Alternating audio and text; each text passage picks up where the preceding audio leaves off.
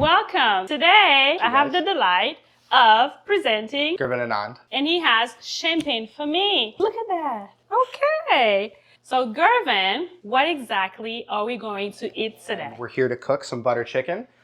It's one of my favorite meals. It's delicious and it's healthy. So I'm excited to share it with you guys. We've got some ground cumin, garam masala, ground coriander, garlic powder, cayenne, and turmeric. So I see you have the chicken and the Greek yogurt. And then he has the onions, cilantro, garlic, ginger, some jalapeno pepper, and 1 lemon. We're gonna head to the spices. So now we're gonna throw in some turmeric that gives it color and some strong flavor.